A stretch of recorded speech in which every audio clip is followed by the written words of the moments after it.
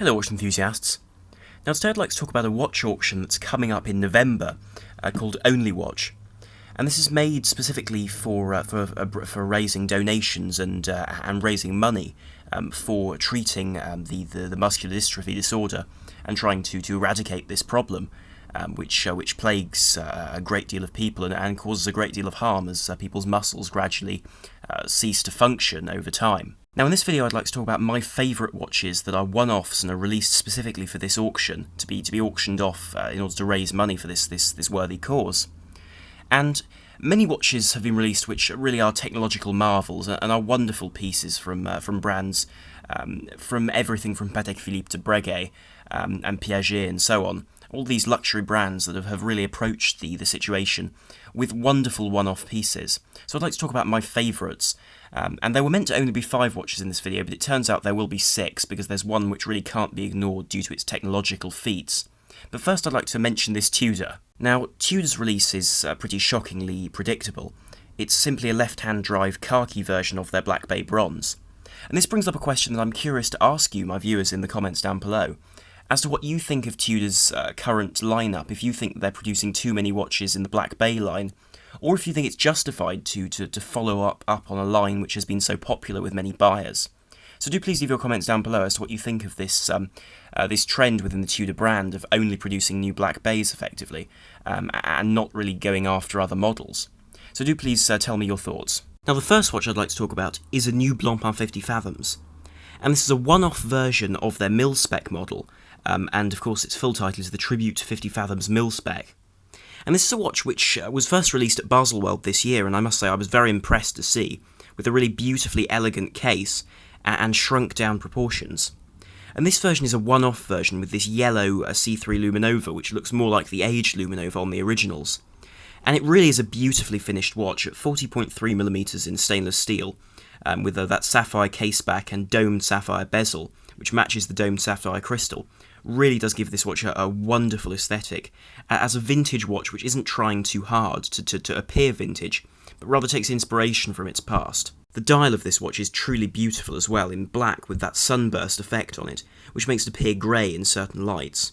Similarly, it's highlighted further, and that military aspect of this watch is highlighted further by the humidity indicator at 6 o'clock, which features a white half which will turn that orangey red in the bottom half when there's a maximum humidity inside the case for functioning, which was a function and feature which was very useful for divers when these were originally produced for armed forces, in order to check how well the watches were performing in the humid and wet environments they worked. In terms of sizing, this watch has shrunk from the 45mm of the normal 50 Fathoms, which is a very, very welcome change.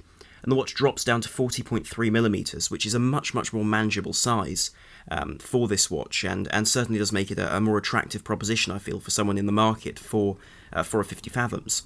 And of course this is highlighted by that beautiful domed sapphire bezel, which isn't ceramic unlike more modern bezel inserts, but features the soft shapes that would normally be seen on some sort of acrylic bezel, which does add to the beauty of this watch. And of course it is a functional dive watch with a water resistance of 300 metres despite its exhibition caseback, which is still a very, very nice thing to see.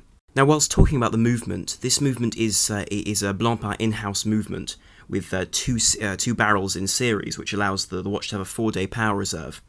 And of course also the movement is slightly modified in that it has a gold rotor, a solid gold rotor in this case, with an inscription of Only Watch to denote this watch as being a unique timepiece, specifically for this auction. Now the predicted sale price of this watch at auction is between 10,000 Swiss francs and 15,000 Swiss francs, though I wouldn't be surprised if this watch went for more than that price, considering that at the last edition of One Watch auctions, the Blancpain 500 Fathoms that was being sold there ended up selling for well over its estimate.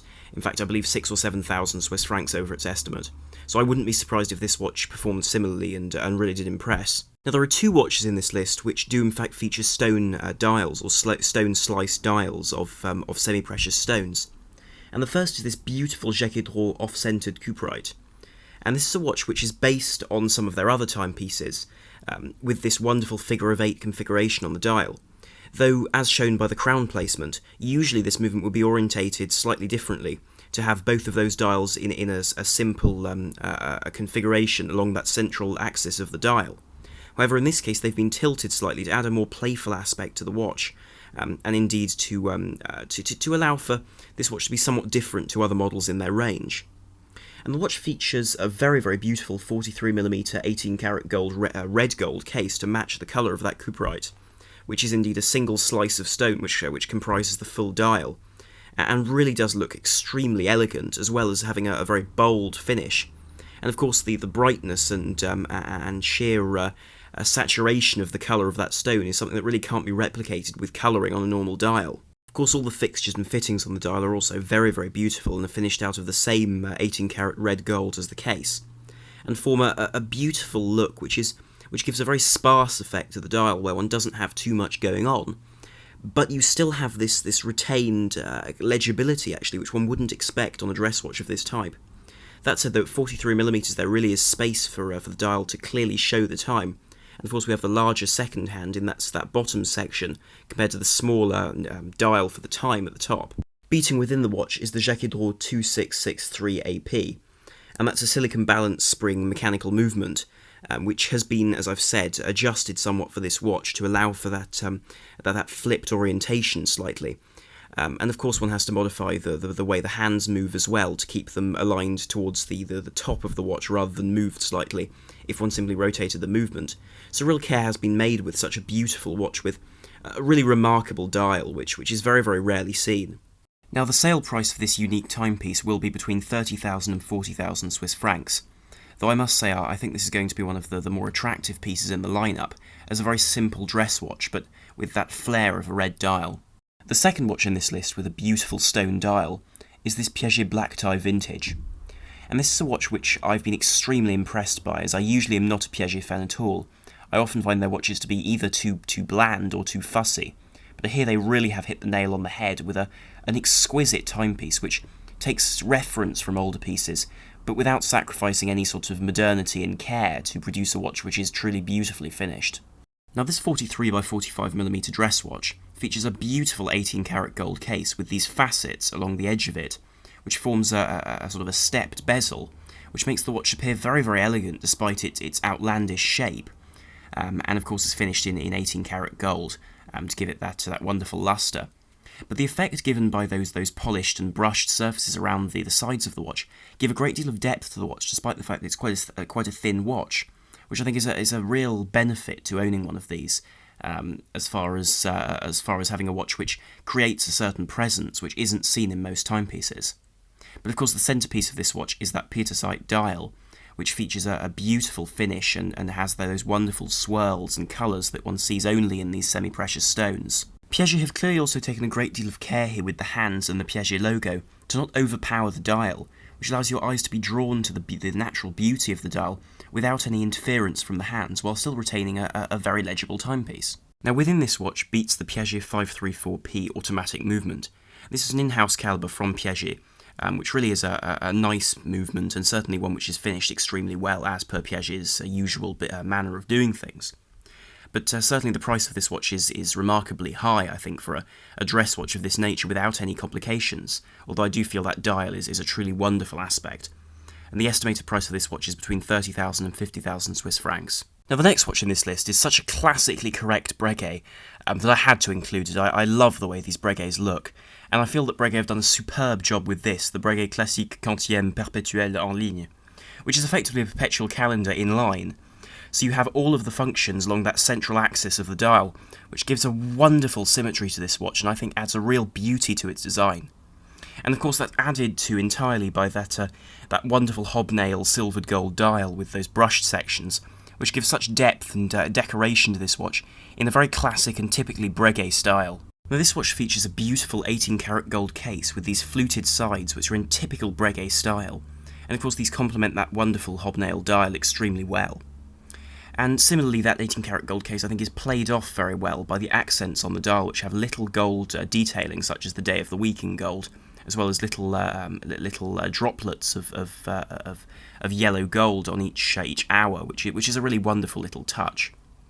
And of course the arrangement of this dial is wonderful, with the day of the week, the month, day within the month, and indeed the season, with the time in the centre of the dial, which gives a wonderful symmetry to the watch with that central axis, while showing all of these features in a very clear and even minimalistic way, by not cluttering the dial with these different subdials, but rather having concentric subdials, which really do add to the economy of this dial.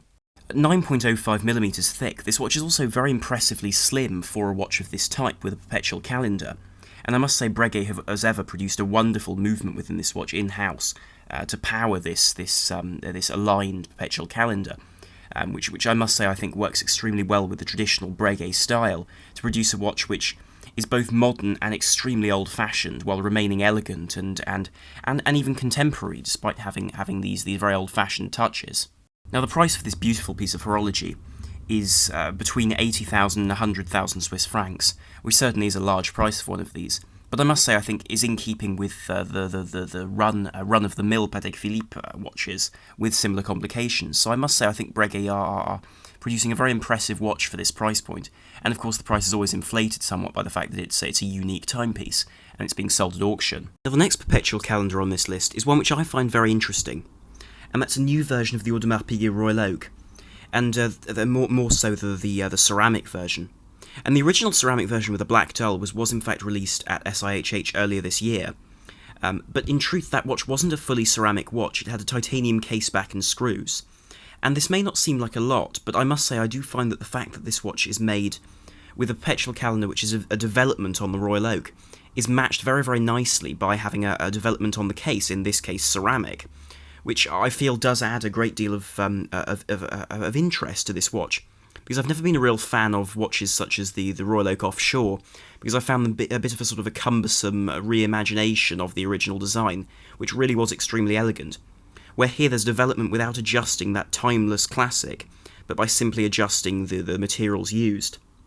And as a result, the dial has also changed colour to this beautiful blue, which is a wonderful iridescent blue on that tapisserie-style dial, which is in keeping with the traditional Royal Oak, but I think adds a level of decoration to this watch, as does that beautiful moon phase at 6 o'clock. So as I've said, this 41mm, 9.5mm thick ceramic watch is now entirely ceramic, and also has a beautiful blackened rotor on the caseback, which is again a further reference to this watch being the first fully ceramic AP, which really is an interesting aspect to this watch, and I think one which will make this watch as a unique timepiece, a real classic, and probably a very, very expensive timepiece to buy in future after this one-off sale. Now, the price for this remarkable watch is 80,000 Swiss francs to 120 Swiss francs, though with this watch I can really see the price going higher than that, considering the rarity of this piece and its notability in the AP range. Now, the next watch in this list is from F.P.Journe, and this is the Chronograph Monopoussoir Rattrapante, and is a truly beautiful timepiece made exclusively for this sale. There will be no production variant of this watch. It's made only for this auction, which adds to the rarity and the interest to this timepiece. And this, I think, will be the most interesting piece at the auction, full stop. It's a gorgeous timepiece, and with its 44mm blue tantalum case, it really does catch the eye. Of course, tantalum is an extremely scratch-resistant, very, very dense, and an extremely corrosion-resistant metal that's very, very difficult to machine, harder to machine than platinum, in fact, owing to its hardness, and gives this beautiful blue colour, and F.P.Journe have become very well known for making watches from it, with very few other brands using it, with exceptions being Panerai, for instance. And the design of this watch is beautiful, with that gradient blue dial, with those indices on the dial which appear hand-drawn, or hand-painted, which adds to the interest behind this watch. And then with those interesting levelled two sub-dials which sit on either side of the central axis of the watch. In terms of functions, this watch has a monopusher, a split-second chronograph. And when I say monopusher, I mean that each of those pushers controls an individual's second hand. So you can time two different measurements on the same dial, which is a very impressive complication, and one which uses their in-house caliber 1517, which is also made for this watch, which does add to the value of this watch with its 80-hour power reserve, and really beautiful case, as I've said, in that wonderful blue tantalum. The dial of the watch also features a tachymeter around the edge in red, and then a telemeter in yellow for timing distances through the difference between light and sound in terms of time, which is, again, a feature which is very interesting and certainly nice to see on this watch. And again, the detailing on this 44mm watch is fantastic, with the pushers and the crown being made very small to give an air of elegance to the rest of the watch, which simply wouldn't be seen otherwise. And of course that blue is matched beautifully with that bright orange band in alligator skin, which really does add to the interesting aspect to this watch as not being a simple, just any other complicated luxury wristwatch, but a truly wonderful timepiece made by a very creative maker. Now the movement inside the watch, that caliber 1517, is truly a sight to behold through the exhibition caseback, because it's entirely made of 18 karat rose gold, and decorated extremely beautifully, which really does add to the splendour of this timepiece. It's a really beautiful piece of horology that wouldn't normally be seen at this sort of occasion, and certainly I think is something of a rarity that really will be noted by a lot of collectors, as it is a unique piece, hence its one-off title. But it's also unique in the fact that, of course, this watch and this design with this dial, this movement and so on, simply will not be seen again in any of their production runs. Which I suppose in a sense is rather sad, because one would want to see more of these wonderful creations. But nonetheless, I suppose one can't always have what one wants. Now the price for this glorious creation is 200,000 to 400,000 Swiss francs in terms of its estimate for sale prices. Though I suspect with the rarity of this watch, one can expect it to go for more than that. Simply because F.P.Journe have gained such a reputation for making wonderful watches, and really with the tantalum case and that rare movement and the one-off nature of this watch, I think a lot of collectors will be very keen to get their hands on this. Now the final watch on this list is the Patek Philippe 5208T-010. Perhaps not the most incredible of names, and I must say I would have encouraged Patek Philippe to give it a more fetching name, but there we are. And this is included in this video because it's not necessarily one of my favourites in terms of aesthetics, but in terms of complications, this watch wipes the floor with other watches. And it's a triple complication with a minute repeater, a mono-pusher chronograph, and an instantaneous perpetual calendar, all encased within a 42mm titanium case, which is extremely rare in the Patek Philippe lineup. They very, very rarely use titanium simply because it's more of a sporting material, so they simply don't use as much as gold or platinum, for instance. So as a result, this watch is already a rarity before one introduces the fact that it's a one-off specifically for this auction. Similarly, that Cordura strap in blue, matching the blue of the dial with that wonderful decoration in its central section, is again a rarity. One would very, very rarely see a strap of that nature on something as illustrious as a Patek Philippe. And of course the dial is very, very full with complications, from that minute repeater, the moon phase you see, the perpetual calendar seen in those top three windows, and of course the mono-pusher chronograph with that central second hand and those two sub-dials. So really it's a very, very complex piece, and has wonderful lugs with a cut-out section that we've seen from Patek Philippe previously, but lighten the watch in terms of its appearance to the eye extremely well, and give the watch a wonderful look, which I must say I really can appreciate with the wonderful blue colouring going on with this timepiece. But really, if anything is impressive, it's the movement, with a micro rotor and 719 parts to run this. It's incredible they can fit this into a 42mm case without any issues with regards to sizing, because of course watches with large numbers of complications like their Grandmaster chime have immense cases, whilst here they've been able to incorporate all of these features and this incredible number of parts into such a small package. Now the price for this incredible device is 900,000 Swiss francs to 1,100,000 Swiss francs. So it really is an incredible price for this watch, and certainly it'll be interesting to see how it does. Though I think out of the two would rather go for the F.P.Journe, if of course I had anywhere near that amount of money to spend on a mere watch. But I must say, in terms of creations and in terms of sales, it's very difficult to argue with these sales, considering that all the money is going to such a good cause.